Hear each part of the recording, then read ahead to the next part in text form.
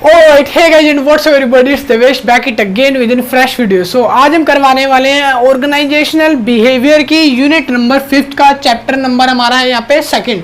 तो chapter number second का नाम है ऑर्गेनाइजेशनल डेवलपमेंट। तो आज हम इसको पढ़ने वाले हैं और इस वीडियो में इसको कवर करने वाले हैं।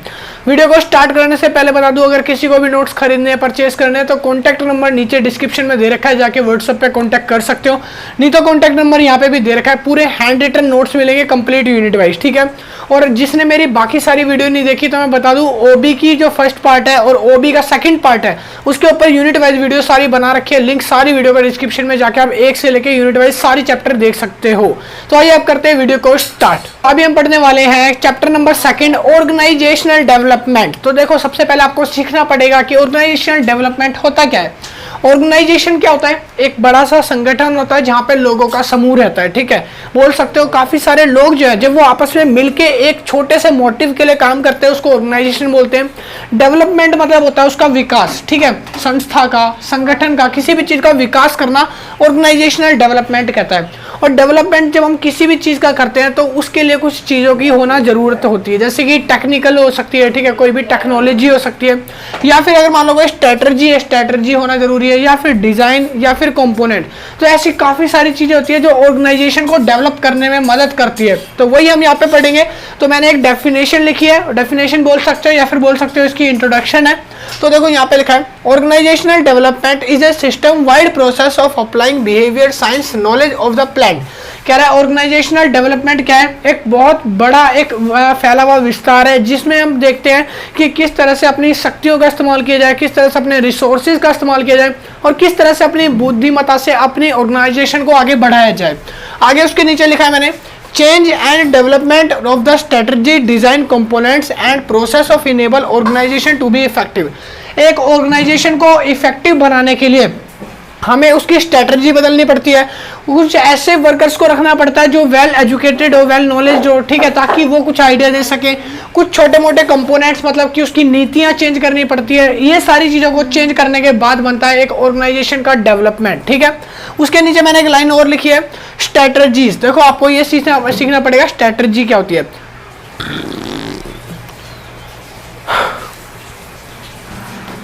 तो स्ट्रेटजी का मतलब क्या होता है? देखो, अगर आप कोई भी चीज बनाते हो बिना स्ट्रेटजी के नहीं बन सकती। सपोज करो, मैं एग्जांपल देता हूं, आपको खिचड़ी बनानी है। क्या बनानी है? खिचड़ी। तो जब तक आपके पास कोई स्ट्रेटजी नहीं है, कोई नीति नहीं है, आप खिचड़ी नहीं बना पाओगे, ठीक है। कैसे बनती है वो बता दूं। सबसे पहले क्या लेते हैं? चावल लेंगे, ठीक है। चावल को साफ करके पहले क्या करेंगे? वॉश कर लेंगे चावल को। उसके बाद क्या करते हैं? उसको सीधा कुकर में डाल के और बंद कर देंगे और उसके ऊपर 5 सीटी आने का इंतजार करेंगे और जैसी सीटी आएगी खिचड़ी बन के तैयार। ऐसा नहीं होता, क्योंकि मेरे को भी स्ट्रेटजी नहीं पता ये बनाने की, मगर ये वाली स्ट्रेटजी मैं आपको बता दूंगा, ये मेरे को पता। देखो, इसमें मेरे को पता है, वैसे तो मसाले वसाले भी डाले जाते हैं, मैं मजाक कर रहा था। उसके बाद देखो, स्ट्रेटजी क्या होती है? Strategy have to do with how organization use their resources to gain competitive advantages. क्या है स्ट्रेटजी क्या होती है? उसमें यह देखा जाता है कि आपको अपने ऑर्गेनाइजेशन के रिसोर्सेज को कैसे यूज करना है, ठीक है, कैसे यूज करना है। Use their resources to gain competitive advantage. आपको अगर कॉम्पिटिटिव एडवांटेज चाहिए तो अपने रिसोर्सेज हैं उसको कैसे इस्तेमाल करोगे आप। मेरे को यहाँ पे मैंने सेम वही खिचड़ी का एग्जांपल दिया था। मेरे पास चावल रखे, मसाले रखे, कैसे यूज करूं, कैसे बनाऊं खिचड़ी, वही नहीं आता तो आप कैसे स्ट्रेटजी बनाओगे, ठीक है। देखो, सिंपल सी बात है, सारी चीज सेम होती है, उसमें मसाले डलते हैं, चावल डलता है, मगर एक प्रोसेस होता है, एक स्ट्रेटजी होती है, लाइन से एक पॉलिसी होती है कि किसके बाद क्या डलेगा, किसके बाद क्या डलेगा। सीधा कुकर के अंदर मसाले डाल के उसके बाद चावल डाल के ऐसा तो नहीं करेंगे ना। पहले चावल डालेंगे, फिर मसाले डलेगा, फिर पानी डलेगा, तो काफी सारी चीजें डलती है, तो इसको स्ट्रेटजी बोलते हैं, ठीक है। अब बात करते हैं सेकंड पॉइंट की। अकॉर्डिंग टू ब्रूक, देखो ब्रूक जो है ना प्रोफेसर हैं, उन्होंने एक डेफिनेशन लिखी थी 1994 में ऑर्गेनाइजेशनल डेवलपमेंट के ऊपर। लिखा है, organization development is the planned process of change the organization. कह रहा है ये ऑर्गेनाइजेशन डेवलपमेंट एक प्लान्ड प्रोसेस होती है, पहले से ही ये तय होता है, इसके नियम तय होते हैं कि आपको किसके बाद क्या चीज को फॉलो करना है, ठीक है। Culture through the utilization of behaviour science technologies research and theories. कह रहा है आपको कुछ नीति का, कुछ टेक्निकल इश्यूज का, मतलब कि सिद्धांतों का, और कुछ आपको प्रिंसिपल्स का, ठीक है, और काफी सारी चीजों का इस्तेमाल करके और व्यक्ति की वेल पावर का इस्तेमाल करके आपको ऑर्गेनाइजेशन को डेवलप करने में जो मदद करता है उसको ऑर्गेनाइजेशन डेवलपमेंट कहते हैं, ठीक है। और इनसे आप एक अच्छी सी ऑर्गेनाइजेशन को डेवलप कर सकते हो। उसके नीचे मैंने एक पॉइंट लिखा है, why is organizational development important. Organizational development आपके लिए क्यों इंपॉर्टेंट होता है, ये आपकी बुक में पॉइंट आएगा, छोटा सा आप देखना। उसके बाद मैंने लिखा है today customers demanding continuously improving quality rapid products and service deliveries. कह रहा है आज के ज़माने में लोगों को क्या चाहिए, एक बढ़िया क्वालिटी चाहिए, बढ़िया एहसास चाहिए, ठीक है। कैसे, अगर आप फ़ोन भी बाय करने जाते हो तो आपको उसकी डिस्प्ले देखते हो, यार इसमें कलर थोड़े कम आ रहे हैं, फिक्के फिक्के आ रहे हैं, मतलब कि थोड़े धुले धुले से वॉश वॉश कलर आ रहे हैं, थोड़े डार्क कलर वाले फ़ोन लेते हैं जिसके स्क्रीन डिस्प्ले HD हो, एमोलेड हो, तो ऐसे आप चेक करते हो। तो इसी तरह से कंज्यूमर की डिमांड प्रोडक्ट को लेकर बदलती रहती है, और इसी तरह से कंपनी वाले इंप्रूव नहीं करेंगे तो पीछे रह जाएंगे, इसलिए वो इंप्रूव करते रहते हैं। और उसके बाद लिखा fast turn around time on changes competitive pricing and the features to be the best achieved in the complex environment। अपने उस इन्वायरमेंट में आसपास के लोगों के बीच अपने आप को निखारने के लिए कंपनी वाली क्या करती है, अपने प्रोडक्ट्स को बढ़ाती हैं, इंप्रूव करती है, उसकी क्वालिटी इंप्रूव कर दी, उसके प्राइस बढ़ा दिए, ठीक है, ताकि बेस्ट माल आपको मिले, ठीक है। उसके बाद लिखा है बाय इनोवेशन ऑर्गेनाइजेशनल प्रैक्टिस। कह रहा है और ये सब कब होता है, ये ऑर्गेनाइजेशन प्रैक्टिस जब हम करते रहते हैं, जब सीखते रहते हैं, तो ये सारा का सारा होता है, ठीक है। तो हम जब ऑर्गेनाइजेशन को, अगर मान लो हमें पता चला कि ऑर्गेनाइजेशनल डेवलपमेंट की जरूरत क्यों पड़ती है, सिंपल सी बात है, अगर लोगों की डिमांड अच्छे के लिए आ रही है तो हमें डेवलप करना पड़ेगा अपने आप को, ठीक है, तो इसलिए डिमांड करनी पड़ती है। उसके नीचे 2.2 देखो, 2.2 में यहाँ पे लिखा है ऑर्गेनाइजेशनल डेवलपमेंट इंटरवेंशंस। अब इसके कुछ इंटरवेंशंस हैं जो मैं आपको बताऊंगा, ठीक है। तो पहले डेफिनेशन पढ़ लेते हैं इंटरवेंशंस की। यहाँ पे लिखा है OD interventions are set of structured activities in which selected organization units engage। कह रहा है OD जो है कुछ सिलेक्टिव, कुछ चुनिंदा एक्टिविटियों का मिश्रण होता है जो ऑर्गेनाइजेशन डेवलपमेंट में काम आती है। कह रही है in a task with the goal of organisational improvement and individual development.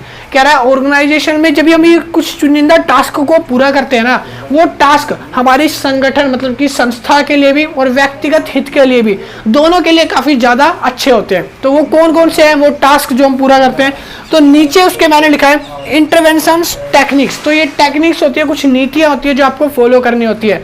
तो टोटल यहाँ पे 5 टर्म्स की नीतियाँ हैं, यहाँ पे मैंने बताइए। पहला लिखा है सेंसिटिविटी ट्रेनिंग, पहली चीज सेंसिटिविटी ट्रेनिंग, और ये जो पॉइंट है ना बहुत ज्यादा इंपॉर्टेंट होने वाला है, इसी के ऊपर बेस्ड है पूरा चैप्टर। ये 5 पॉइंट बस याद करने हैं आपको और कुछ नहीं करना है, ठीक है। सेकंड चीज आती है सर्वे फीडबैक, थर्ड आता है प्रोसेस कंसल्टेशन, थर्ड के बाद फोर्थ आता है टीम बिल्डिंग, और फिफ्थ आता है इंटर ग्रुप डेवलपमेंट। तो ये 5 है, इनके नाम रट लो। अभी मैं एक पहले इसको, फिर इसको ऐसे लाइन से 5 को डेवलप करूंगा, बताऊंगा, सारी डिफाइन करूंगा, उसके बाद आपका चैप्टर खत्म। बस ये 5 है, 5 टॉपिक को जैसे डिफाइन करूंगा चैप्टर फिनिश। तो आप पहले इसको उतार लो, फिर मैं नेक्स्ट लिखवाता हूँ। तो अभी तक जो मैंने बताया था वो आपने उतार लिया होगा। तो उसके बाद हम नेक्स्ट टॉपिक पे आ गए हैं। तो हमारा जो नेक्स्ट कॉन्सेप्ट है वो आता है, उसके जो 5 पॉइंट्स थे, मैंने अभी आपको बताया था कि हम 5 पॉइंट्स को डिस्कस करने वाले हैं। तो देखो मेरा जो पहला पॉइंट था वो था सेंसिटिविटी ट्रेनिंग। तो हम इसमें क्या करते हैं, देखो जैसे कि नाम से ही पता चलता है सेंसिटिविटी मतलब कि गोपनीय या फिर बोल सकते हैं खुफिया जो मीटिंग होती है, ठीक है। यहाँ पे लिखा है is a psychological techniques in which intensive groups discussion with interaction are used to increase individuals awareness of the self and others. यहाँ पे बोला है कि यहाँ पर क्या होता है, ऑर्गेनाइजेशन के अंदर बोल सकते हो या ऑर्गेनाइजेशन के बाहर, जहाँ पर लोगों को किसी भी तरह की दिक्कत आती है, कोई भी सामाजिक समस्या आती है या फिर कोई भी ऐसा प्रश्न है जो उनको लगता है कि ये ऑर्गेनाइजेशन में गलत करा जा रहा है, तो उसके प्रति कोई अवेयरनेस है या कुछ अपनी बात रखना चाहता है, तो ऐसी चीज़ों के लिए छोटे छोटे से ग्रुप बनाए जाते हैं और इन ग्रुप्स को बोलते हैं यहाँ पे सेंसिटिविटी ट्रेनिंग, ठीक है। और इन ग्रुप्स के मतलब क्या होते हैं, इन ग्रुप्स को बनाने का उद्देश्य यही होता है कि आप लोगों को, जो लोग हैं, जो स्टाफ मेंबर्स हैं, उनको छोटी छोटी बातों का पता होना चाहिए, उनको छोटी छोटी बातों का अवेयरनेस करा जाए, ठीक है, जागरूक करा जाए नागरिक को, ताकि वो आगे से ऐसी गलतियों को ना दोहराएं। उसके बाद लिखा है it is appreciate in the variety form of under the such names T groups. कह रहा है और ये जो ग्रुप्स हैं, ये ग्रुप्स ऐसे कहीं भी यूजुअली नहीं बना सकते, इसलिए इनको छोटे छोटे रूप में बनाया जाता है। जैसे कि बोल सकते हो इसके पार्ट्स हैं, एक तो टी ग्रुप, एक टी ग्रुप होता है जो कम से कम 5 से 7 मेंबर्स के बीच में होता है। हर जगह 5 से 7 मेंबर्स के बीच में अवेयरनेस फैलाओगे तो वो धीरे धीरे आगे बढ़ता जाता है। इसी तरह से सेकंड आता है इनकाउंटर, ठीक है, और नीचे भी काफी सारे यहाँ पे दे रखे हैं ग्रुप डायनेमिक ट्रेनिंग, और ये पूरी एक डायनेमिक ट्रेनिंग होती है, ठीक है, जिसमें लोगों को हर चीज के बारे में विस्तार से व्यवहार से समझाया जाता है कि लोगों को क्या करना चाहिए और क्या नहीं करना चाहिए, ठीक है। अब बात करते हैं सेकंड पॉइंट की। तो आपकी बुक में जो यहाँ सेकंड पॉइंट दिया था जिसको मैंने बताया था सर्वे फीडबैक, देखो सर्वे फीडबैक का मतलब क्या होता है, अब आप कोई भी ऑर्गेनाइजेशन लगा लो, कोई भी काम कर लो या फिर कुछ भी जो आप करते हो ऑर्गेनाइजेशन में वर्क करते हो, तो उसके हमेशा दो तरह के फीडबैक होते हैं, पॉजिटिव होता है और एक नेगेटिव होता है, ठीक है। तो यहाँ पर सर्वे फीडबैक में यही आता है, is one of the means which is used for assessing the attitudes held by the members of the organization। कह रहा है जो ऑर्गेनाइजेशन में लोग काम करते हैं, जो भी वर्क करते हैं, उन ऑर्गेनाइजेशनों के लोगों के कामों को नजर रखना, ठीक है।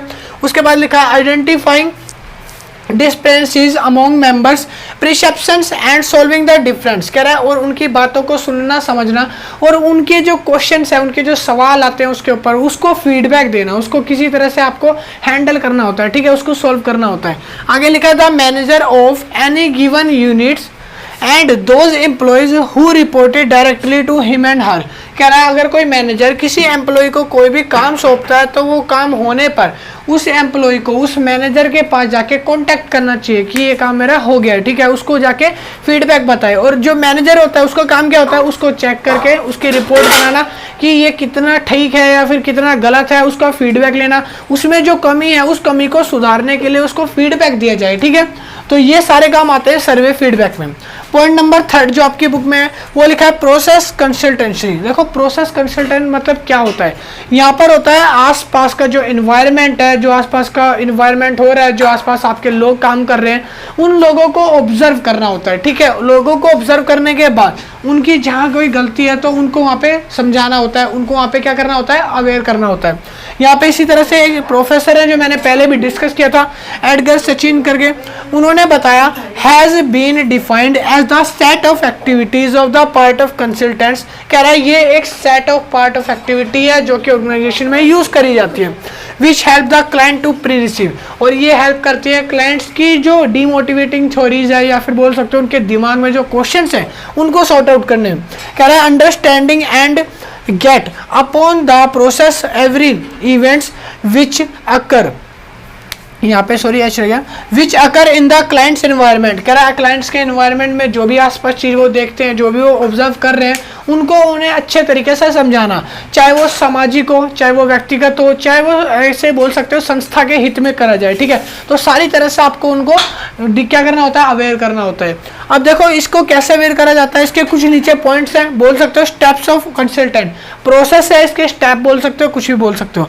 तो पहला आता है इनिशियल कॉन्टैक्ट। इनिशियल मतलब होता है कि अगर आप किसी से जाके पर्सनली मिलते हो, उसको प्यार से समझाओ, ऐसा। सेकंड आता है डिफाइन द रिलेशनशिप, आप उसको एक रिलेशनशिप, एक संबंध के बीच में बताओ कि ऑर्गेनाइजेशन और एक वर्कर का क्या रिलेशन है। थर्ड आता है यहाँ पे select the method of work. फिर आता है यहाँ पे collection of data and diagonals. क्या रहा है कॉन्सेप्ट, यहाँ पे लिखा है collection of data and diagonals. अगर आपने अपने डाटाज या फिर डायगोनल्स देख रहे हो, उसके डाटा अगर आपको लग रहा है आपके डाटा से मैच नहीं खा रहा, मैच खाने का मतलब क्या होता है, सपोज करो आपने किसी को बोला कि आपको यहाँ पर काम करना है, ठीक है, और मैं 1 घंटे बाद आके चेक करूंगा, आपके अकॉर्डिंग 1 घंटे में 5000 यूनिट्स को प्रिपेयर हो जाना चाहिए था, मगर वहां पर अगर वो बंदा 2500 यूनिट्स प्रिपेयर करता है तो इसके पीछे कुछ रीजन हो सकता है, तो वही आपको पहचानना है, ठीक है। उसके बाद लिखा है यहाँ पे इंटरवेंशंस, ठीक है। इंटरवेंशन मतलब होता है कि आपस में जब कोई बात करते हैं तो अपनी बात को अच्छे से रख सकते हैं, ठीक है, अपनी बातों को समझाना। उसके बाद लिखा है रिड्यूसिंग इन्वॉल्वमेंट एंड ट्रांजैक्शंस। कह रहा है कम से कम इन्वॉल्वमेंट करना किसी भी ट्रांजैक्शंस का, ठीक है।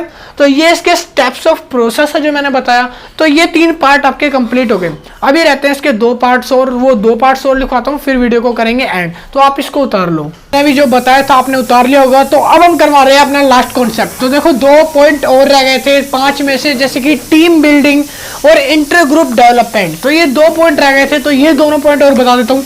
सबसे पहले बात करते हैं टीम बिल्डिंग की। तो देखो टीम बिल्डिंग का मतलब क्या होता है, टीम किस लिए क्रिएट करी जाती है, टीम इसलिए क्रिएट करी जाती है अगर कोई भी ग्रुप बनाया जा रहा है किसी भी स्टाफ मेंबर का या वर्कर्स का, तो उसके बीच में काफी सारी मुठभेड़ आ जाती है। मतलब कि कहने का मतलब है काफी सारे इंटरेक्शंस आ जाते हैं या फिर डिस्टर्ब होने वाले फैक्टर्स आ जाते हैं जो एक दूसरे को डिस्टर्ब करते हैं। कभी कभी ऑर्गेनाइजेशन में क्या होता है कि जो स्टाफ मेंबर्स हैं या जो वर्कर्स हैं आपस में लड़ने लग जाते हैं, तो इसको हटाने के लिए यहाँ पर टीम बिल्डिंग बनाई जाती है, ठीक है। तो इसका मतलब क्या होता है, team building directly forces on the identification of problem relating to the task force.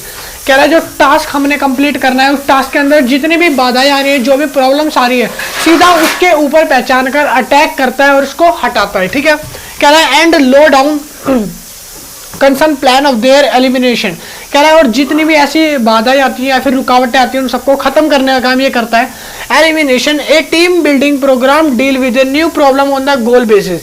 कह रहा है और उन प्रॉब्लम को हटाकर ये किस पे फोकस करता है, गोल्स पे फोकस करता है, जो कि आपके ऑर्गेनाइजेशन को गोल्स की तरफ लेके जाते हैं। ठीक है, उसके नीचे यहाँ पे लिखा It is the effective techniques by which the members of the organization group diagnosis how they work together and plan। और उसके नीचे मैंने लिखा है changes that will improve the effectiveness. कह रहा है काफ़ी सारी टेक्निक्स ऐसी आती हैं जिनकी मदद से हम उन रुकावटों को हटा सकते हैं। कभी कभी क्या होता है, जैसे मान लो हमारे पास मशीनों की कमी है, उसकी वजह से रुकावटें आ रही है, कोई बोल रहा है मेरा काम नहीं हो पा रहा, कोई बोल रहा है मेरा, तो हम मशीन्स को बढ़ा के इफेक्टिव करके उस काम की रुकावटों को रोक सकते हैं और ग्रो कर सकते हैं। तो इस तरह से छोटी मोटी जो रुकावटें ग्रुप में आती है उनको रोक के हटा सकते हैं। टीम बिल्डिंग के कुछ फायदे होते हैं, उद्देश्य क्या होते हैं वो बता दूं। तो पहला आता है setting goals and priority of the organization groups. Organization groups को पहली प्रायोरिटी दी जाती है और सेकेंडरी दी जाती है उसके बाद सेटिंग गोल्स की। ठीक है, सेकंड पॉइंट है उसके नीचे मैंने लिखा है यहाँ पे examine the way of group is working. कह रहा है examine the group of working, मतलब कि ये देखता रहता है कि जो ग्रुप है वो किस तरह से काम कर रहा है, किस तरह से कोई उसको अगर दिक्कत आ रही है तो उसको क्या परेशानी है उसको सॉल्व करता है। थर्ड आता है यहाँ पे एनालाइजिंग और allocating the way of the work is perform. ये देखता है कि काम किस तरीके से करा जा रहा है, काम में कोई ऐसी अनएक्टिविटी तो नहीं है जो नहीं होनी चाहिए जिससे काम को करने में ज़्यादा टाइम लग रहा है और ऑर्गेनाइजेशन का टारगेट ना अचीव हो पाए। ठीक है, तो ऐसी एक्टिविटी को पहचानता है। तो ये था हमारा टीम बिल्डिंग। अब टीम बिल्डिंग के लास्ट आपका जो टॉपिक आता है इंटर ग्रुप डेवलपमेंट। तो इसके अंदर क्या होता है, देखो इंटर ग्रुप डेवलपमेंट एक ऐसा केस है, बोल सकते हो ऐसी चीज है जहां पर जो डिसीजन है वो सारे के सारे अपर लेवल के मैनेजर लेते हैं, या फिर बोल सकते हो मैनेजर्स या आपके लीडर्स या आपके बॉस। ठीक है, तो टॉप लेवल मैनेजर जो है वो सारे यहाँ पे डिसीजन लेते हैं कि वर्कर्स को क्या सुटेबल है या क्या नहीं है। और यहाँ पर क्या होता है लिखा है inter groups intervention are integrated into OD programs to facilitate cooperation and efficiency between different groups. जो बाकी डिफरेंट ग्रुप्स होते हैं ना, अलग अलग ग्रुप्स होते हैं, तो उनके बीच में जो डिसीजन लेने होते हैं वो सारे के सारे टॉप लेवल के मैनेजर्स लेते हैं यहाँ पे। उसके नीचे लिखा विद इन एन ऑर्गेनाइजेशन और instance department interaction often directories in the large organization. कह रहा है जब ऑर्गेनाइजेशन बड़ी हो जाती है तो बड़ी होने के अंदर कुछ दिक्कतें आती हैं, वो किसकी वजह से, डिपार्टमेंट की वजह से। सपोज करो एक आपने ऑर्गेनाइजेशन खोला था, आपने शुरू में ये सोचा ही नहीं था, आपने पूरा एक ही ऑर्गेनाइजेशन का ये डिपार्टमेंट बना दिया और इसी में काम चल रहा है। यहाँ पर पैकिंग का काम चल रहा है, यहाँ पर रिपेयरिंग का काम चल रहा है, और यहाँ पर क्या हो रहा है मैन्युफैक्चर का काम, और यहाँ पे कलरिंग का काम चल रहा है, और यहाँ पे भी एक काम चल रहा है। ठीक है, तो सारे के अलग अलग डिपार्टमेंट नहीं है, आपने पूरा एक में कर रखा है, तब लोगों को यहाँ दिक्कत आती है। सपोज करो एक कलरिंग वाला ये इधर से गम लेने जा रहा है, ठीक है, ये इधर आ रहा है, तो यहाँ पर सबके डिपार्टमेंट चेंज नहीं है, और इसी डिपार्टमेंट की वजह से कभी कभी जो अपर लेवल के टॉप मैनेजर होते हैं उनके अंदर क्या हो जाता है, इंटरेक्शन हो जाता है। ठीक है, और इसी इंटरेक्शन को दूर करने के लिए सिंपल सा फंडा होता है कि इसको इस तरह से बना दिया जाए, फिर इसको क्या करा जाए, इस तरह से। अब इसको अलग अलग पार्ट में बांट दिया, ये पार्ट ए, ये पार्ट बी, ये पार्ट सी, पार्ट डी। इस तरह से डिपार्टमेंट्स को जब अलग अलग बांट दिया जाता है तो यहाँ पर कोई भी दिक्कत या इंटरेक्शन नहीं होता। आगे इसी तरह लिखा है division battle for limited resources and become detect from the needs of the other departments. कह रहा है हमें और भी अलग डिपार्टमेंट्स की जरूरत होती है, जब हम उसको डिटेक्ट करते हैं, देखते हैं यहाँ पर इंटरेक्शन जो है उसको फिर यहाँ पे अलग जब बनाते हैं तो इंटरेक्शन सारी खत्म हो जाती है। तो ये थे आपके पॉइंट्स जो मैंने आपको बताए, और यहाँ पर आपका चैप्टर नंबर 2 जो है यूनिट 5 का चैप्टर नंबर 2 ऑर्गेनाइजेशनल डेवलपमेंट पूरा कंप्लीट हो जाता है। आई होप आपको सारा समझ आ गया होगा। वीडियो अच्छी लगी तो लाइक करना और चैनल को सब्सक्राइब करना, और अगर किसी को भी नोट्स परचेज करने हैं तो उसके लिए कॉन्टैक्ट नंबर डिस्क्रिप्शन में दे रखा है, जाके आप चेकआउट कर सकते हो। नहीं तो कॉन्टैक्ट नंबर यहाँ पे भी आप व्हाट्सएप पे कॉन्टैक्ट करके नोट्स को परचेज कर सकते हो। हैंड रिटन नोट्स हैं और नोट्स रेडी हैं, आप जाके खरीद सकते हो। और सेकंड चीज, अगर आपने हमारी सारी यूनिट वाइज वीडियो नहीं देखी तो लिंक डिस्क्रिप्शन में है। ऑर्गेनाइजेशन बिहेवियर पार्ट 1 का और पार्ट 2 का सारे chapter wise video, unit wise video, एक एक कॉन्सेप्ट क्लियर करा रखा है। डिस्क्रिप्शन में लिंक है, जाके आप सारी वीडियोस देख सकते हो। अभी के लिए इतना ही। See you, tata and bye bye, और चैनल को सब्सक्राइब कर लेना। Thank you.